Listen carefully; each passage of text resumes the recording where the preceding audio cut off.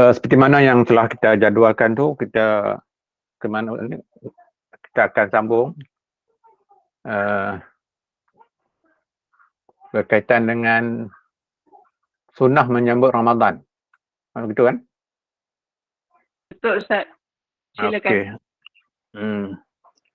Jadi sepatutnya bila dekat-dekat Ramadan ni kita kena buat khusus. Di mana juga kita adakan khusus untuk mengerjakan haji, khusus untuk mengerjakan umrah. Tapi bila dalam menyambut Ramadan ni kita tak adakan khusus secara intensif untuk menyambut Ramadan. Sebenarnya kita ada kena mula persiapan kita di akhir Syaban. Di akhir Syaban tu kita kena buat persiapan kita bila datangnya Ramadan, maksudnya selepas maghrib tu dah kita dah mula dah. Niat ni tak susah, jangan kita menyusahkan. Bila kita dah ingat esok tu kita nak puasa Ramadan, maka di situ dah terlaksana niat kita.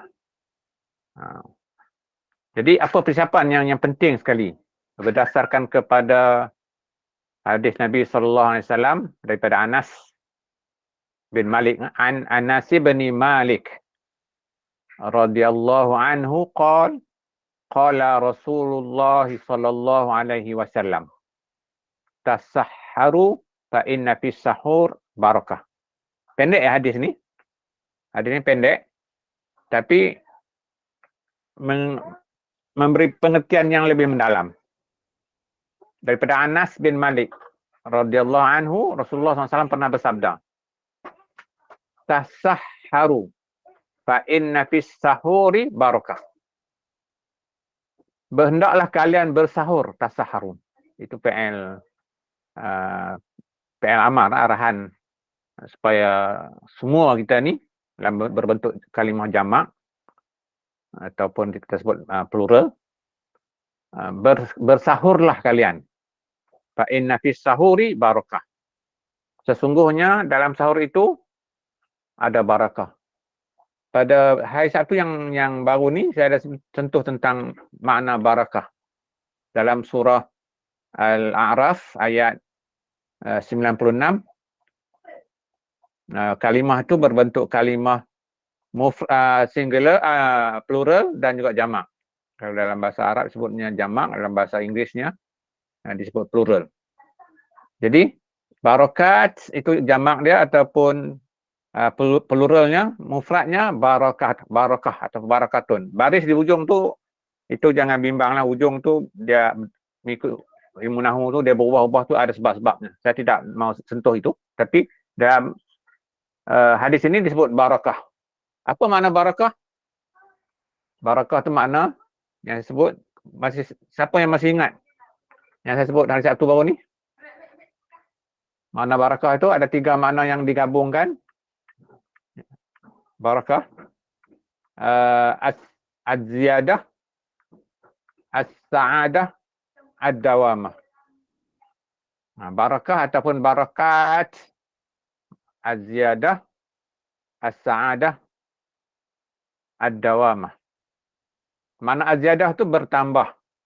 Bertambah ilmu, bertambah ibadah, bertambah rezeki. Bahagia juga, as-sa'adah itu bahagia dalam kita menuntut ilmu, bahagia dalam kita beribadah kepada Allah, bahagia kita dalam kita mencari rezeki Allah Subhanahu Wa Taala. Dan yang ketiganya ad-dawamah, berterusan ataupun kekal. Kekal, ilmu kita pun berterusan, ibadah kita pun berterusan, rezeki kita berterusan. Jadi berbalik pada fokus kita dalam kita menyambut Ramadan.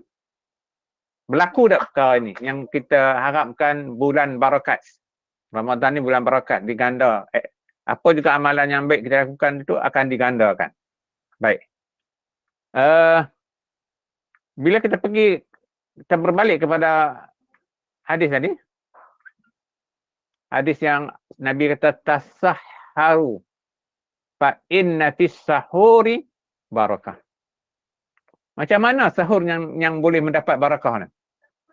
Masa mana yang sesuai yang kita nak bangun sahur? Kadang-kadang kita sahur siap tengah malam, kita tidur, bangkit subuh. Adakah menepati arahan Nabi SAW? Adakah menepati petunjuk yang diberikan oleh Nabi SAW? Itu kita kena persoalkan. Sebab dia ada kaitan dengan tempoh masa. Tempoh masa kita bersahur tu. Dia ada kaitan. Tempoh masa yang kita bersahur tu, kalau ikut dalam hadis Nabi SAW muttafaqun alaih, hadis yang diriwayatkan oleh Bukhari dan Muslim, wa an Zaid bin Thabit radhiyallahu anhu qala tasahharna ma'a Rasulillah sallallahu alaihi wasallam summa qumna ila shalah qila kam kana bainahuma qala 50 ayah. Daripada Zaid bin Thabit radhiyallahu anhu, ia berkata, kami bersahur bersama Rasulullah sallallahu alaihi wasallam, kemudian bangun untuk solat subuh. Ketika ditanya berapa lama di antara sahur sehingga solat subuh, dijawabnya sekadar sehingga orang membaca 50 ayat. Jadi maksudnya tempoh masa bersahur tu, tempohnya kita membaca 50 ayat Quran. Lebih kurang itulah. Kenapa? Kenapa dilewatkan sahur? Dari segi sudut kesihatan pun memang penting. Dah sesuai dah, perut kita kosong. Perut kita kosong, antara tempoh kita bersahur, habis kita bersahur, kita kumuk-kumuk mulut, masuk waktu subuh, dengan kita iftar, maksudnya berbuka puasa. Memang sesuai dah perut kita. Perut kita ni tak boleh kosong terlalu lama. Dia ada asid. Kalau kita belajar sains, dia ada asid. Asid dia berperanan ialah menghancurkan makanan-makanan yang masuk dalam perut kita. Itu peranannya. Tetapi kalau perut kita kosong, sebab itu mudah sangat kita kena gastrik. Gastrik tu ialah itu puncanya sebab kita ni nak tunjuk kita hebat ni, kita sahur awal-awal, kita pun tidur, ataupun lepas tu kita berbuka pun lewat. Kita berbuka pun lewat. Tapi sebenarnya ada sebab, semua ada kaitan. Kalau kita lihat kepada hadis-hadis yang berkaitan dengan sahur, berkaitan dengan kita beriftar.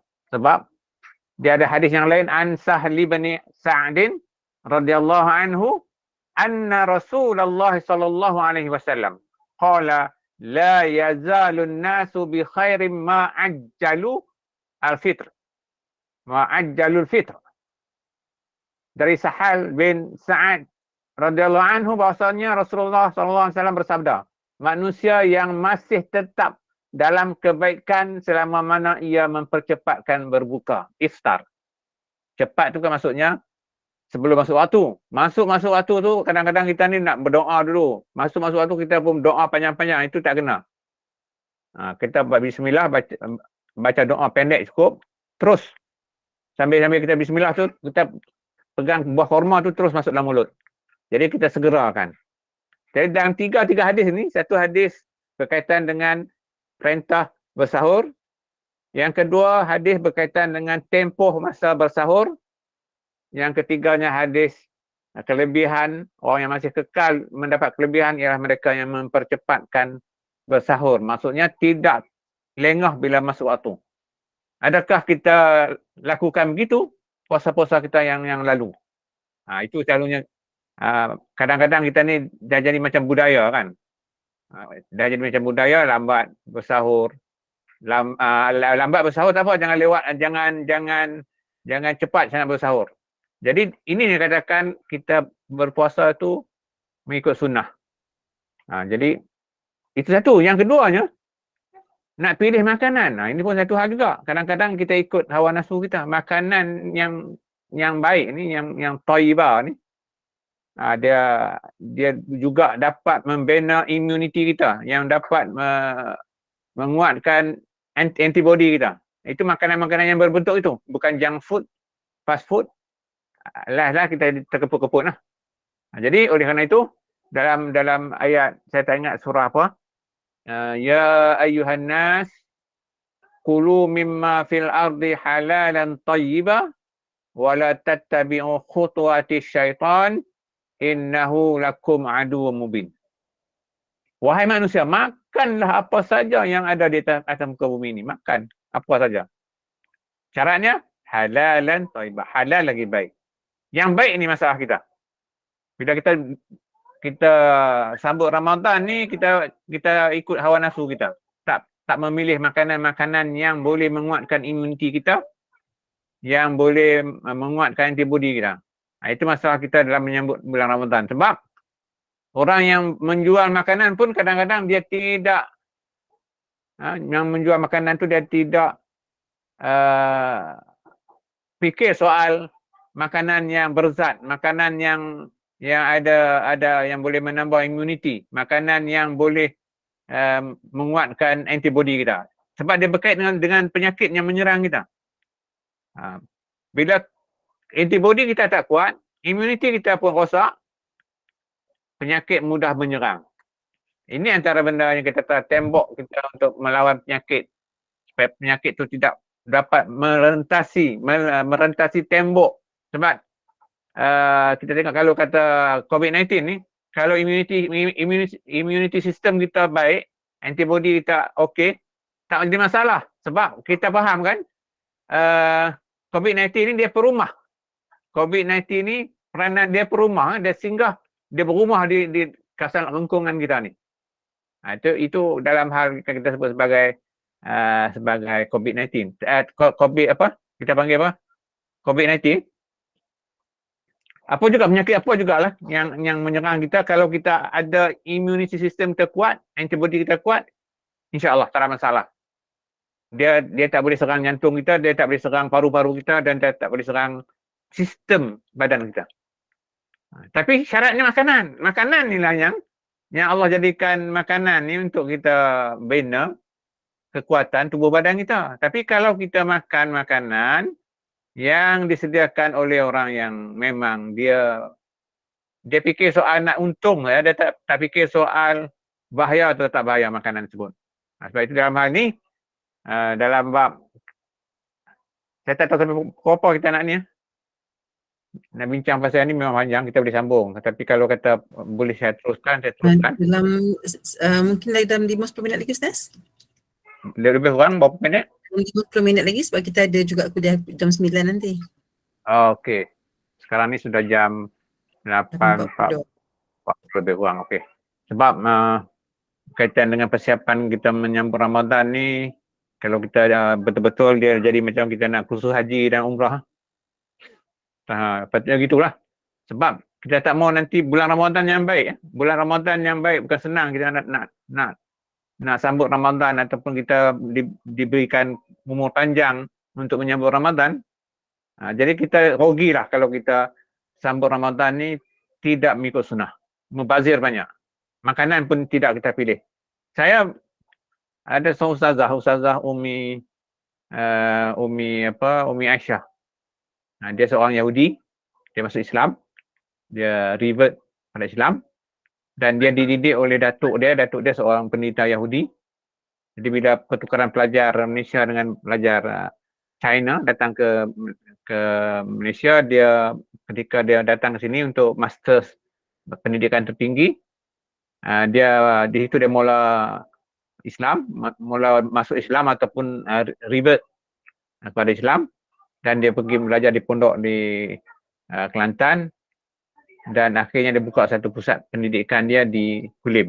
Kalau rakan-rakan yang pergi melawat, memang dia kata dia sudah dibiasakan daripada kecil lagi diberi makanan-makanan sunnah. Cuma orang Yahudi ni dia ketegang, orang kata ketegang, dia tak mau Rasul yang terakhir tu bukan daripada bangsa yang terdekat. Walaupun Nabi Allah Ismail tu rumpun yang sama juga daripada Nabi Ibrahim, tapi dia nak yang dekat, yang dia tunggu-tunggu daripada keluarga Yahuda dengan dua keluarga ni. Jadi sebab itu mereka pun tak faham Islam, tapi oleh kerana dianggap mereka ni keturunan yang lebih mulia daripada keturunan bangsa yang lain. Itu orang Yahudi. Tapi makanan mereka makan habatus sauda, mereka makan buah zaitun, minyak zaitun. Semua makanan-makanan yang boleh membentuk otak tu jadi kita kata otak geligar lah. Sebab itu orang Yahudi, anak-anak orang Yahudi ni pintar-pintar belaka mereka ni. Sebab puncanya lah makanan. Sepatutnya kita mula Ramadan akan datang ni. Tak usah tunggu Ramadan lah. Sekarang pun dah mula lah. Kita mula dengan memilih makanan-makanan yang baik. Thayyibah tu makanan yang baik lah. Halalan thayyibah. Kalau kita buat kajian tentang thayyibah tu, dari segi nutrisinya, dari segi antibodinya, dari imun sistemnya, makanan-makanan yang boleh membina badan kita. Bukan makanan yang dimasukkan, kita kata Ajinomoto, itu nama syarikat. Tapi dia punya bahan kimianya, bahan Ajinomoto tu ialah MSG, monosodium glutamate. Cukup bahaya kan kalau anak-anak kita, cucu-cucu kita biasakan makan makanan yang ada bahan MSG, menyebabkan dia rasa dia tu tak lalu benda yang lain, dia hanya nak makan makanan yang ada MSG. Tapi orang Yahudi tak mau. Mereka dilatih pada kecil lagi, jangan ambil makanan ni. Walaupun makanan ni diproses oleh orang Yahudi. Dia sebut Yahudi ni bukan Yahudi di Israel, tapi di seluruh dunia ni ada orang Yahudi. Mereka berhijrah menjadi China tu, banyak orang Yahudi tapi mereka nama mereka nama Cina. Itu baik. Saya nak sentuh berkaitan dengan persiapan awalnya. Kalau tiga hadis ini, yang pertama tadi yang saya sebut tadi, hadis berkaitan dengan bersahur. Hadis berkaitan dengan sahur. Jadi Nabi kata, tasahharu fa inna fi sahuri barakah. Itu yang pertama. Maksudnya orang yang tak bersahur tu dia tak dapat barakah. Kena bersahur. Ada setengah tu dia niat minum air cukup, tak bangun dah. Itu tak menepatinya. Bersahur yang paling baik ialah seperti mana yang hadis yang tadi yang sebut apa? Sekurang-kurangnya kebiasaan kita baca ayat Quran 50 ayat. Khamsun.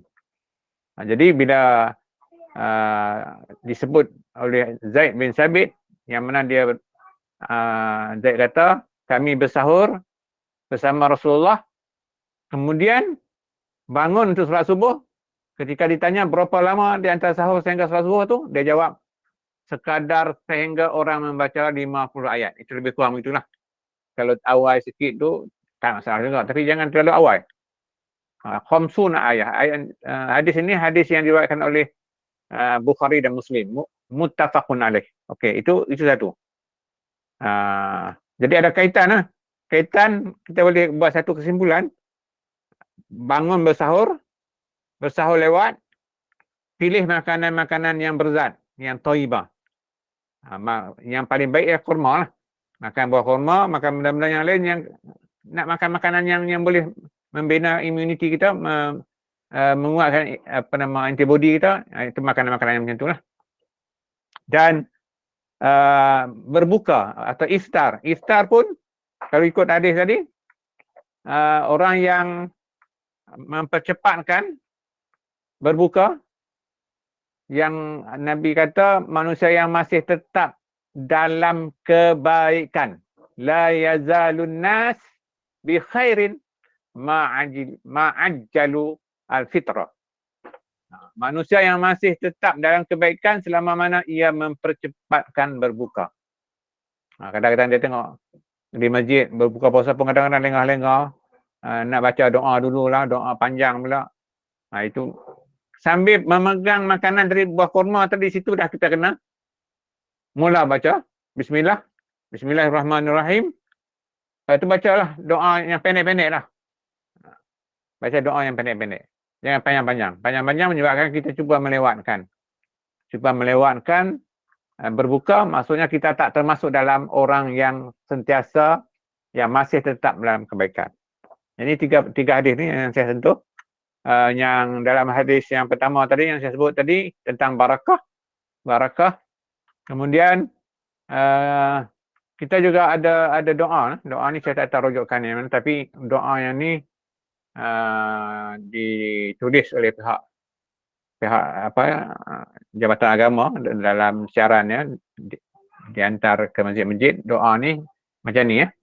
Doa ni doa kesegaran selepas bersahur untuk berpuasa. doa kesegaran. Lepas kita bersahur, kita baca doa ni. Allahumma inni tasahhartu iqtidaan bi Rasulillah sallallahu alaihi wasallam. Allahumma ja'alhu li hani'an mari'an bi rahmatika ya arhamar rahimin. Ya Allah, sesungguhnya aku telah bersahur. Tasahhartu, inni tasahhartu, tu domir saya.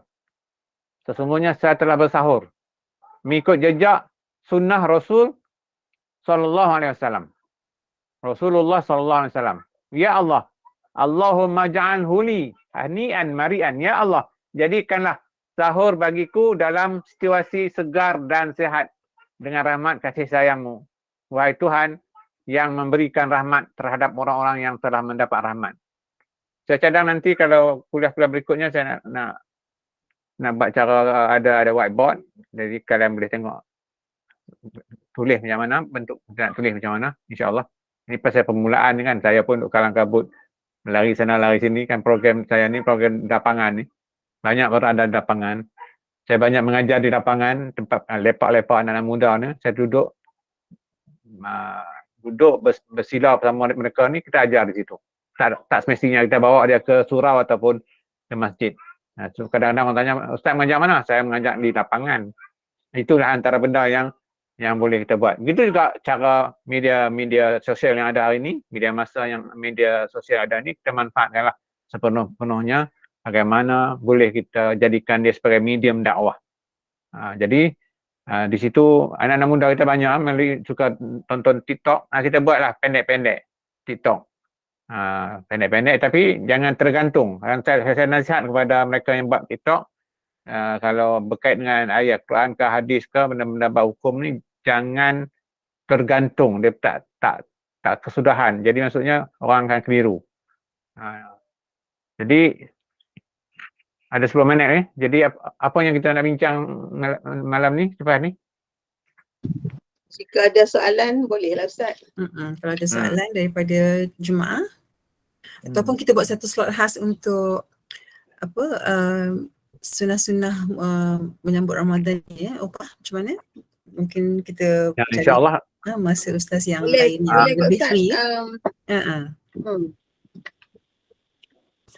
Sebab Macam panjang mana? ustaz nak Ustaz. penjelasan ustaz mengenai sunnah-sunnah Ramadan ni, saya rasa memang banyak isu-isu yang boleh kita ketengahkan. Cumanya masa kita a bit terhad, kita buat satu slot khas untuk ustaz nanti. Nanti kalau boleh kita ada kesempatan lain yang kita boleh cari upaya nanti insya-Allah.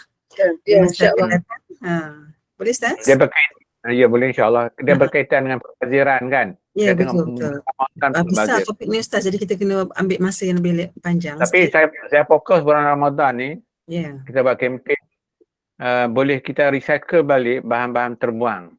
Sebab saya ada mengajar pertanian organik, buat baja organik. Jadi kita zero waste, kita buat zero waste. Maksudnya tak ada yang terbuang.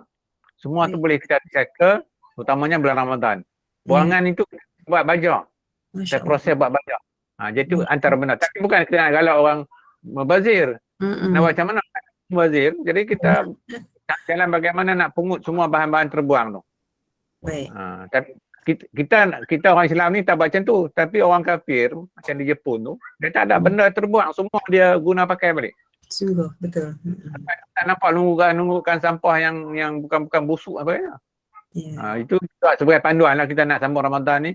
Biar kita istiqamah, kita konsisten, dan kita juga kena faham bahawa bukan faham kita ni nak pergi haji baru kita khusus, tetapi nak sambut Ramadan tak buat khusus. Pergilah kita, insya-Allah. Ya, betul-betul Ustaz. InsyaAllah Ustaz. Jadi untuk sesi malam ni kita berakhir di sini dulu Ustaz. InsyaAllah ada rezeki, kesempatan kita sambung untuk slot yang akan datang yang lebih panjang perbincangannya. InsyaAllah Ustaz minta mohon Ustaz bacakan doa sikit untuk sahabat-sahabat kita yang sakit tadi, dan juga Ustaz boleh tutup terus majlis dengan tasbih kafarah dengan suratul As. Silakan Ustaz.